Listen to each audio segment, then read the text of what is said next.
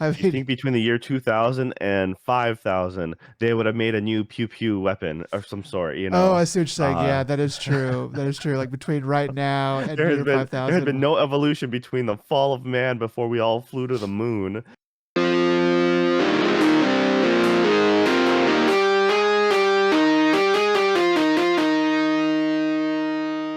Hello, and welcome to another damn anime podcast.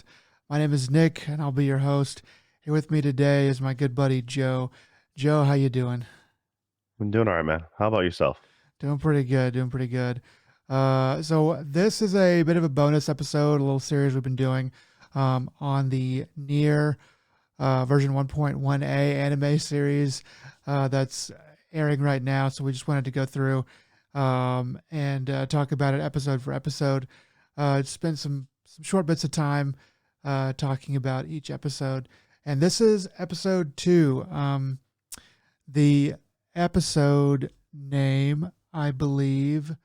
Joe, could you tell me what the episode name is? Episode on this one is going to be, let's see here. I think it's City Nope, Escape. this one just unfortunately the website that I went to does not have the episode uploaded on that one. Sorry, bro. That's You're right. SOL. City Escape. Okay, I pulled it up again. Okay. City Escape. This is episode 2 of the Nier anime. Yeah, so let's go ahead and jump right into it. So this episode is a little different than the previous one in so much that the first episode stuck fairly closely with the game and what was going on there. This one, though, takes a bit more of a departure. And so, like the start of the episode, we kind of get a backstory on the conflict between the aliens and the humans, and that the humans left Earth to go to the moon because bad stuff was happening on Earth, and the aliens use the machines to invade. So they kind of throw that stuff at you, um, and then they kind of go into this thing where they start showing the machines that are on Earth, the ones that the androids that we know and love are fighting against. So so um, they kind of start to show that these, I mean, like in a roundabout way, they start to show that these machines are kind of gaining some sort of sentience. Um, so, uh, was there anything that caught your eye with this? Because there's a couple things that I have, but I wanted to see if there's anything that you noticed that was kind of interesting with the way they convey this. Well, when they give the expedition jump in the beginning about how it all started, roughly 5012, and then if you pay Yeah. attention to the boot sequence to the robot on the very beginning, then the year jumps to like 11900 or something like that, or 944, something along those lines. The You're like, okay, well, that's a like 6000, plus year, time jump. Yeah. So, I mean, this war's been going on for quite a while, and they say in the beginning that the humans like had all pretty much or escaped to the moon. So, but then if you pay, then when you start watching the episode, you're like, those don't look like your normal androids, and then you're like, wait a minute, those aren't androids. Okay, those are humans. So you meet the resistance later.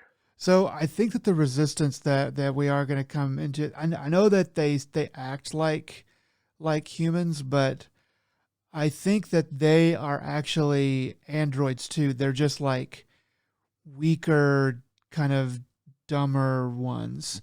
Like first gens, because Yeah, they emphasize the Yorohas being like the optimum like killing machines.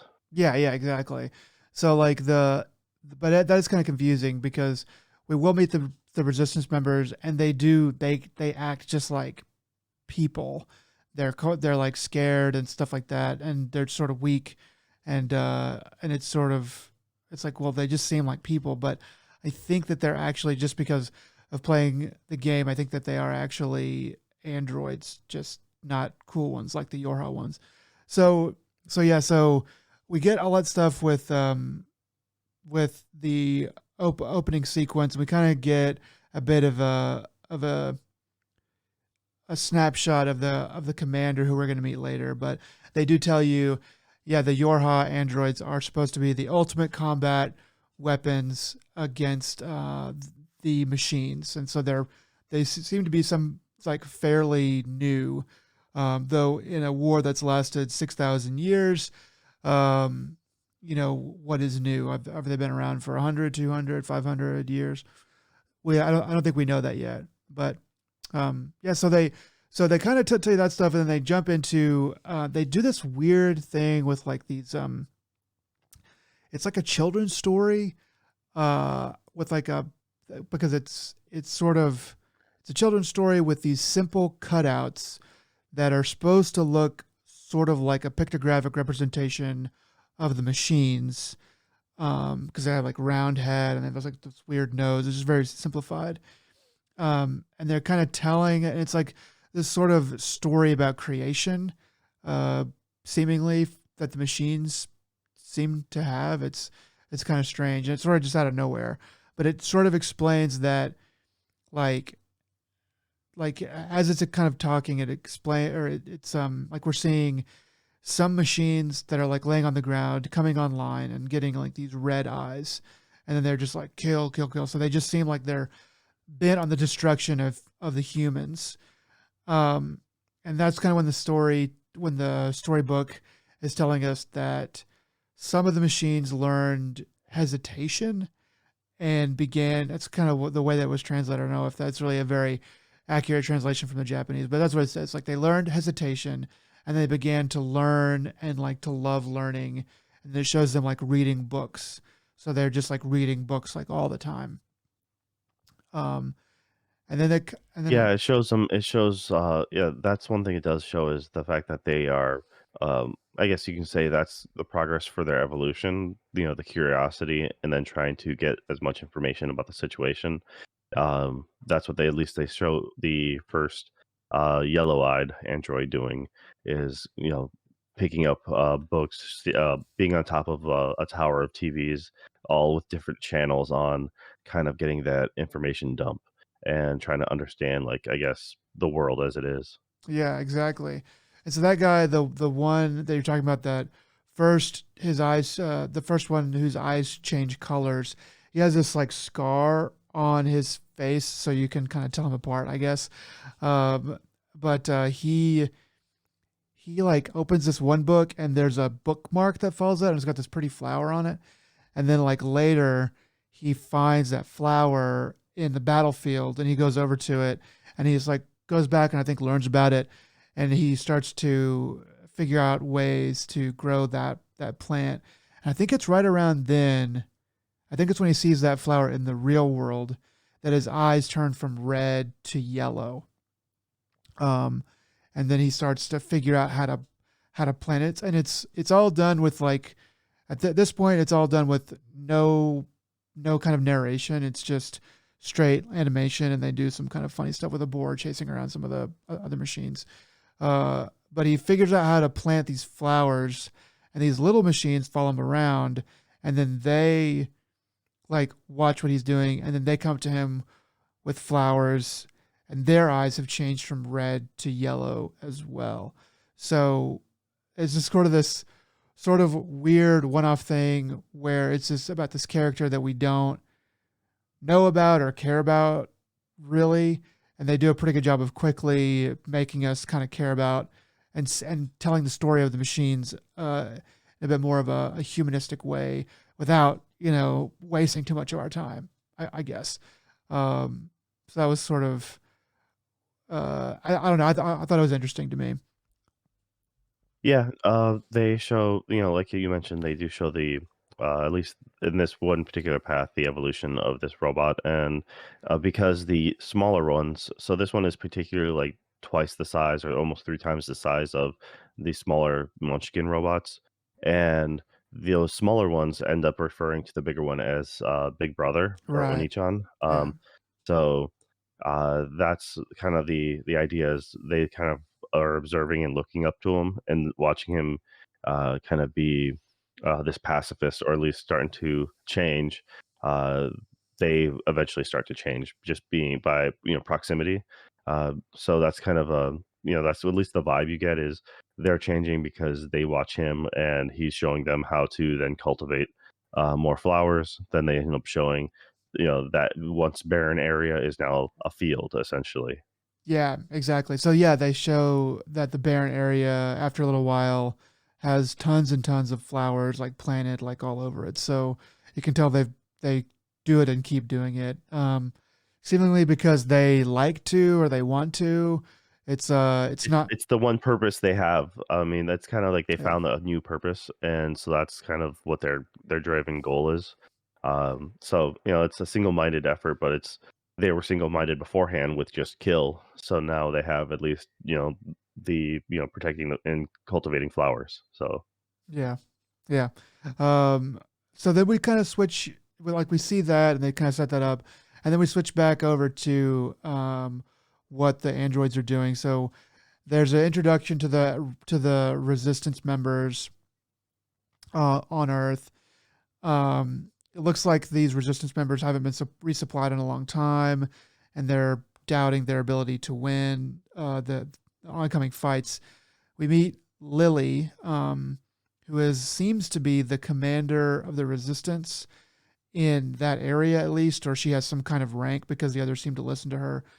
And then there's two redheaded twins with slightly different haircuts, but they're basically twins, and they keep showing up in the background. They show up like two times in short succession around this time.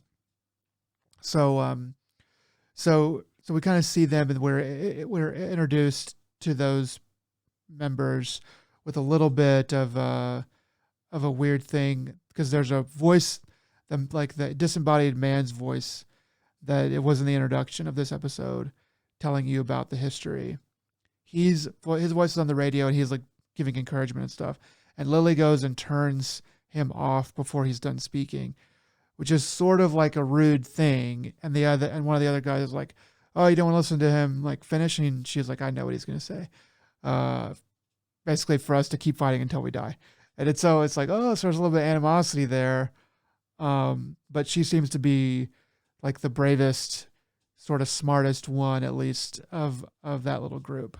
But it's more like she's a realist, I think. It's, she knows what it is. She doesn't need the pep talk because that's all it is. It's like it's essentially propaganda for the masses, Right. and that's the way the tone and the vibe they get. And of course, you have the thought of the resistance on Earth handling things and dealing with the situation of like supply shortages and not getting any support from the higher ups, while whenever you show that voice talking, and you see the Yoroha, like the commander and everyone else, they're all very much um, indoctrinated into that mindset, glory to humanity and all that. So that's kind of it's very much a distinct difference between the two sides. Yeah. And something about that, like at the beginning of the episode, whenever all the androids on the space station are saying glory to mankind, they show 9S and he just says glory and then doesn't say the rest. So I like how they're doing these little tiny things to show you sort of the mindset and set up things for the future. It's like, well, what's going on there? Well, what's like, why is that? So you're not totally blindsided by changes that come in the future. Anyway, so they're definitely setting up some interesting ideas here. So then we go back to 2B and 9S on the space station. 2B wakes up to 9S fixing her and says some weird stuff. And he's kind of like, oh, I wasn't, he's sort of weirded out by it. But basically, it seems like it's She sort of said she said his voice is comforting to wake up to, or something like that. right. And so it seems like it's kind of just played for laughs because he just was like, oh, but it's sort of a silly thing, I guess. So after that, they go meet with the Yorha commander, and then we finally get to actually hear her talk. And there's not a lot of pomp and circumstance with introducing her. She's just sort of there. You can tell that she's important because she is well designed, I guess. Um, and then, well, she goes ahead and tells them that those two, to be a 9S, are supposed to go. She wants them to go down to the planet, to Earth, and meet with the Resistance, and look for, or start doing, um, start to do some investigating on why they lost contact with this one particular Yorha agent. They're told to concentrate their efforts in the nearby desert, which is a big section of the game. So they're like, okay, and so they like head out to go do that. And yeah. Yeah, 9S quickly also questions the need for 2B to be there because it seems to be overkill in his eyes. He's like, you shouldn't be needed. Which then, if you follow the logic of the commander giving orders, that means there's something, there's a need for 2B to be there. But they just don't have, they're just not privy, the need to know basis, and they don't need to know at that time. Yeah, he's sort of like, well, there's only need to have like, there's usually like a survey unit should be able to do this. So kind of alluding to that her attack ability, offensive ability is not really necessary. Uh, so it's kind of like, well, is he trying to protect her, or does he really sort of think that completely honestly? And then you're right, like commander, like why is the commander sending overkill for this mission? Maybe there's more to it. So yeah, so then we cut again to the planet once more, and it shows basically an army of these red, or like an army, like a mob essentially, of these red-eyed machines marching through the area, through the city, and they come upon the some of the yellow-eyed machines, the smaller ones, and some flowers, like a flower field. And it doesn't show them like directly marching over them, but you see the aftermath that all the flowers have been stomped, and the yellow-eyed machines have been like crushed to death.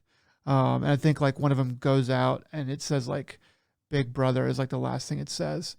Um, so it's not long after that the resistance members are attacked by these red-eyed machines. So they like fall back, and they lure the machines to this bridge they've rigged to blow. They try to blow it whenever the machines get over it, but that fails. And so they're like, oh no, like what are we gonna do?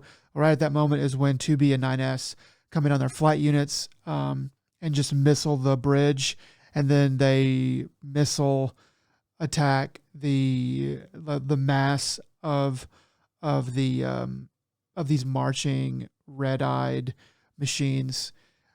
At which point the Big Brother machine has seen what's going on, and he's intermixed with them, and he just gets him and the rest of them just like get blown away by this massive missile attack.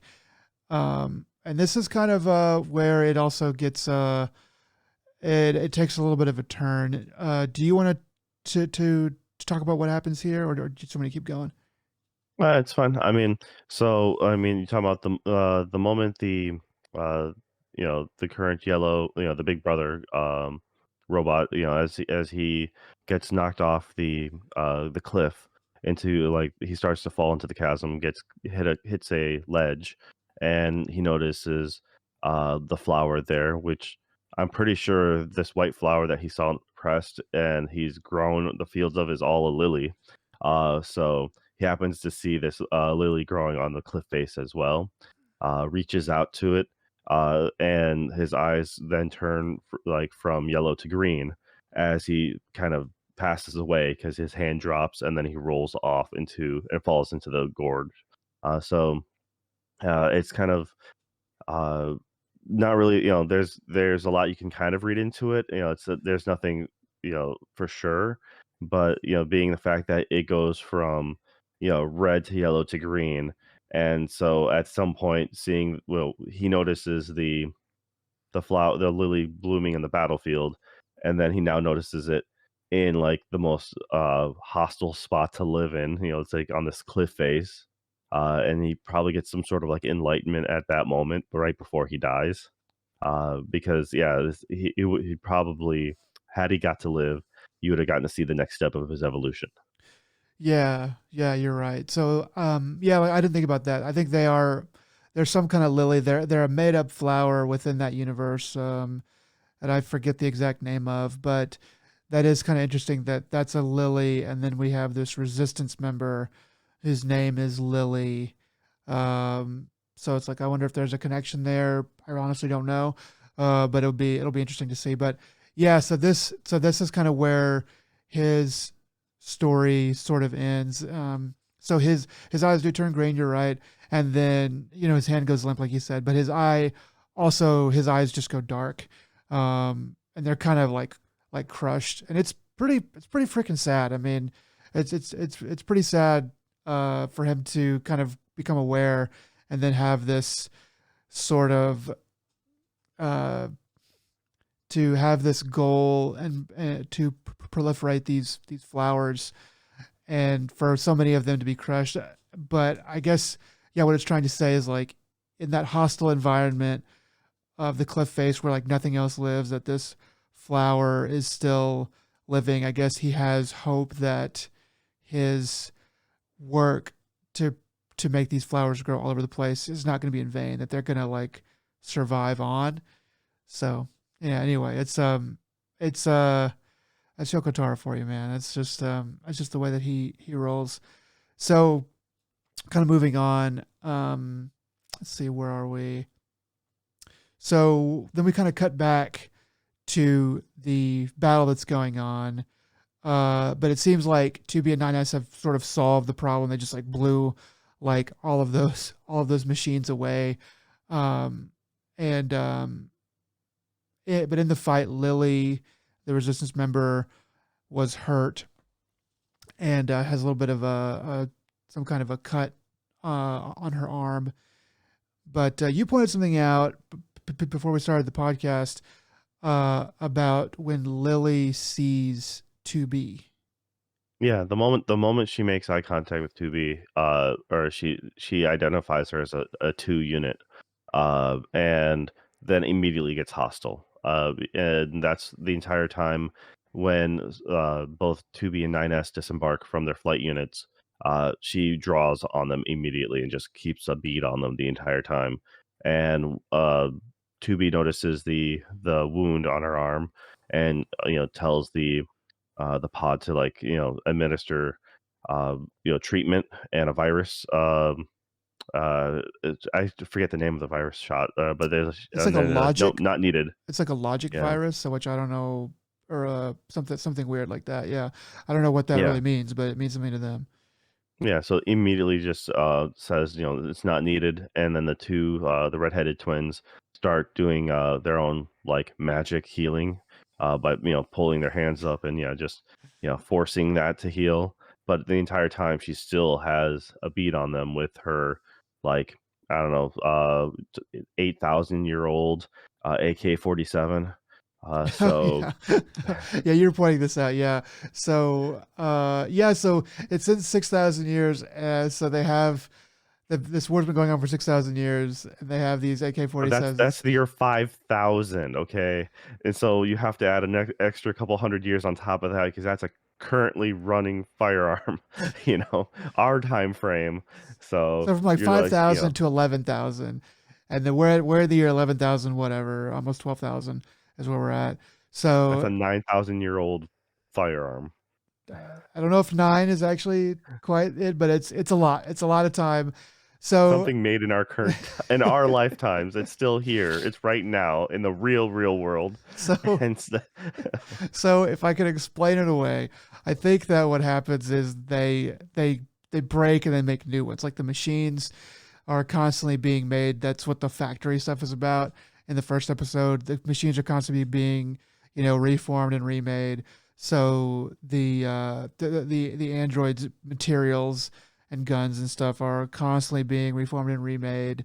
Um, I think there's something that's coming up in probably the next episode that I'm not gonna. I won't talk about it, but it might shed some light on some of that as well. But I You mean, think between the year 2000 and 5000, they would have made a new pew pew weapon of some sort, you oh, know? I see what you're saying. Uh, Yeah, that is true. That is true. Like between right now and year there had been 5000. no evolution between the fall of man before we all flew to the moon in this universe. It's just like, no, it's okay, man. It's just like whatever you created, uh, you know, the 21st century, we'll just keep that all the way through. Yeah, that's why haven't they made anything better? Yeah, so that is kind of interesting though, because one of the resistance members, when he's feeling down, he's like, or whenever they're being attacked and they're about to die, he's like, maybe we could call basically he says maybe we could call the moon. He doesn't say it that way, but he says the the foundation of humanity or whatever, alluding to the moon, and ask them for help. And Lily's like, no, they're not, like, they never send help. And but then that's when 2B and 9S show up, and you kind of forget about that. But But then she questions herself. She's like, well, like, or she says it to herself, like they actually sent help, yeah, yeah, So, and but she's saying it to herself while being super pissed. So, exactly. And then yeah, like the two redheads, they uh they are oddly quiet, and so that's sort of, they sort of keep popping up. They have a shot in the background early on, and then they have and then there's a point where they spill some barrels right before they're it's attacked. them carrying some crates, Or some that's it. boxes. Yeah, Yeah, it's they show them not being able to carry, simple items stacked. yeah, So, it's like, I kind of mad at them, but then they distract you by showing you the machines.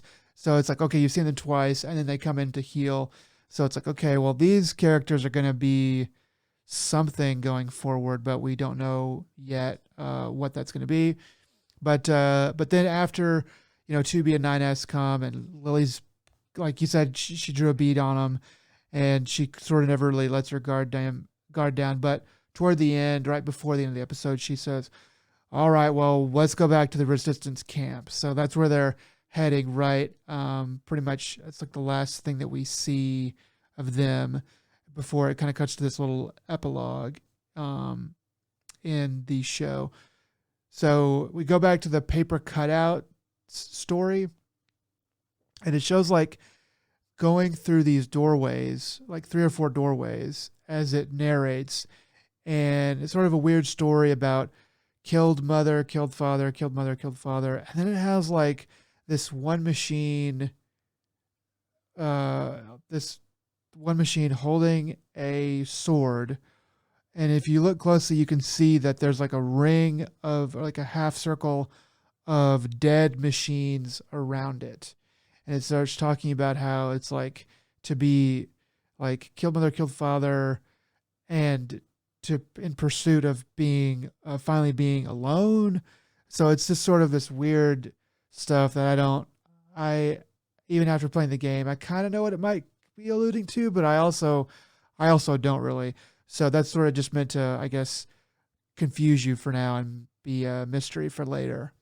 So then then finally the last thing we see is that it cuts to these machines sort of somewhere underground, it seems like, reading. They're all reading, and they're saying, what are they saying, like, after this, or and then what, and then what? I forget what it is that they say.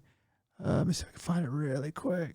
but yeah, you're seeing all these yellow-eyed machines now reading and, slowly making their way up the, like, evolutionary path, as it were. Yeah, so they say that they're saying at this rate, and then it goes up to this.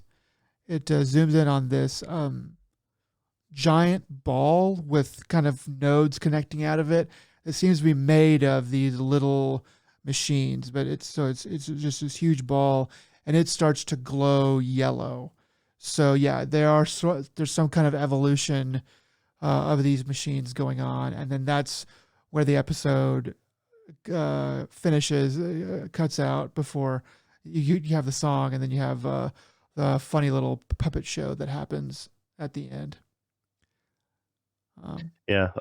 So yeah, that because of the way the episode was laid out, and between the narration in the beginning and then showing the machine slowly turning yellow, not knowing the series or not knowing Nier Automata, that is, uh, my I had to. I was wondering until the moment 2B and 9S overlaid with everything.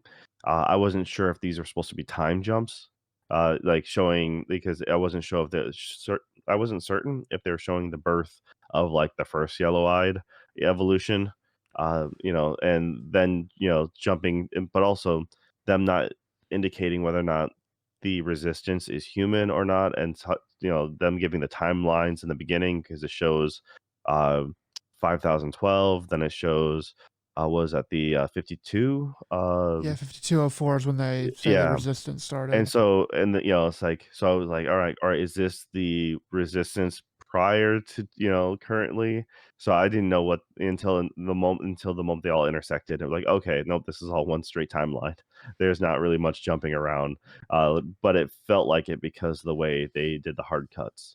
So Yeah, yeah, that is a good that's like a good guess, because it is like, well, are they, are they trying to fool me and like make me think that it's all one thing, but it's actually jumping around in time, So there is plenty of obfuscation there and room for some kind of trickery like that, but yeah, and that remains to be seen. You may actually be right, but we'll see after things kind of connect, if they do in fact uh, connect later on. But anyway, so that's the episode. Basically, in a nutshell, going sort of play by play. But so yeah, so like, what did you think of the episode as a whole? Do you like scale of 1 to 10, or however you want to talk about it? How'd you think of it? it's all right. It's most definitely a unique twist to do something like this, to go from the action paced episode one to this very slow paced episode two, and to like dial it back way back. I mean, it's a unique episode 2 to pull off, because you've already hooked people in with a lot of action for episode 1. They stay around for episode 2, you give them something, You have an more explosion. emotional or something to ponder, Yeah, it's true. and so, and the old adage of, give anime 3 episode try before bail. Right. So, now you've gotten 2 different emotional or 2 different aspects, and now by episode 3, it'll be curious just to see how they're gonna play it out. Like, what are they gonna do? Are they gonna, throw something else in for a loop, just so you pique the curiosity. I think it was a overall a solid episode.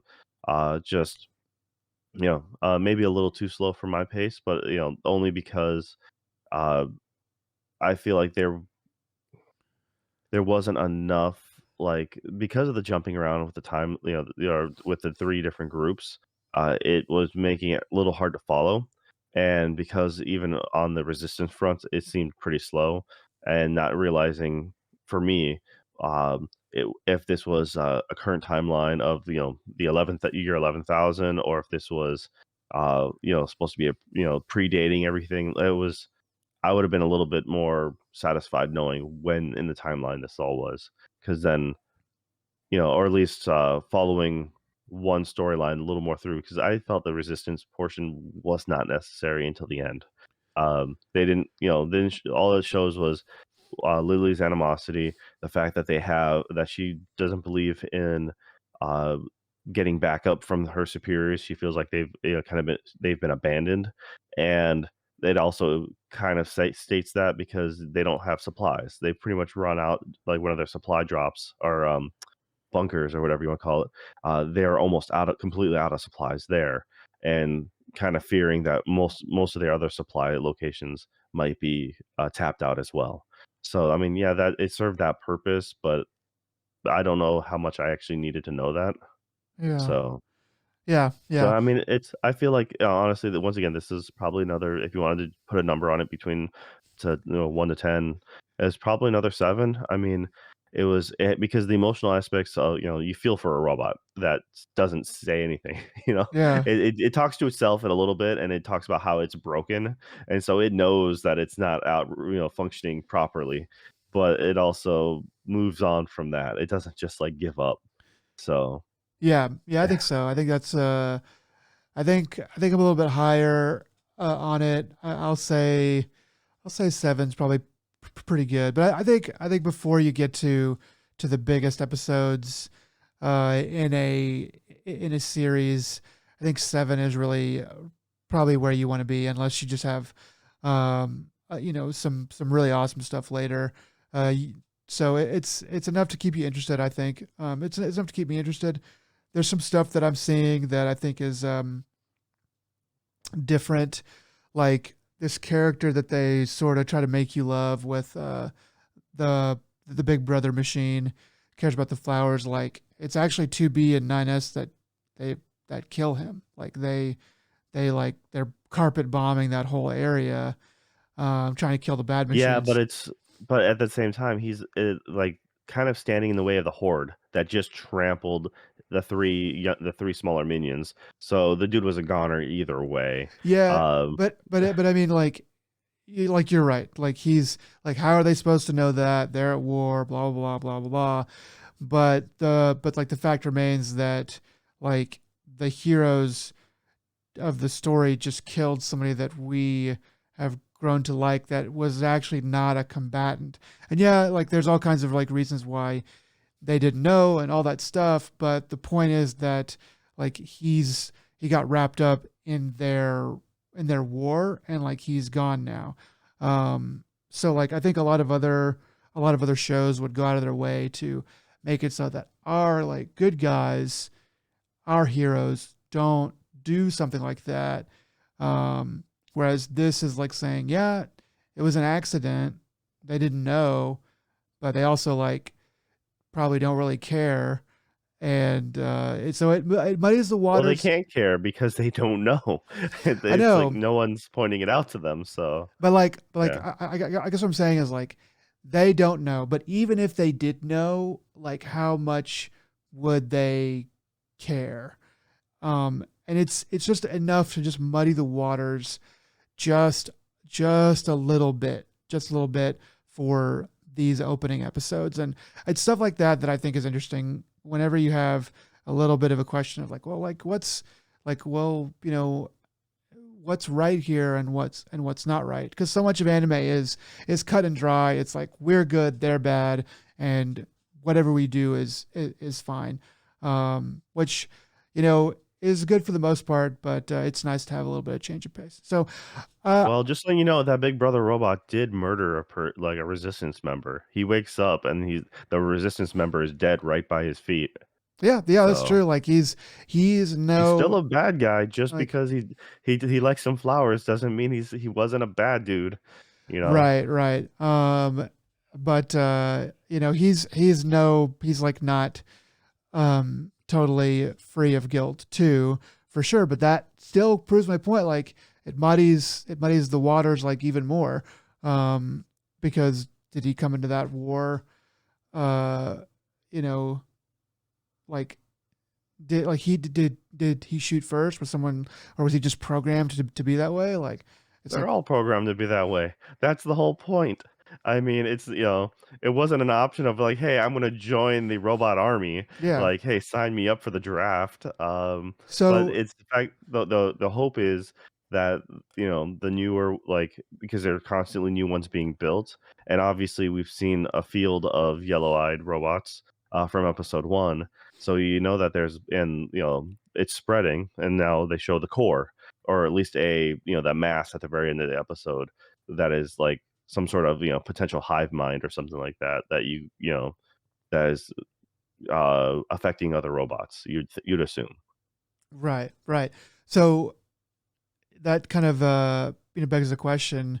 He he was programmed to be this killing machine, um, and then and so he does this killing, like they all do. But then he becomes emotional, somewhat self aware, and he stops killing and he starts to do like the flower planting.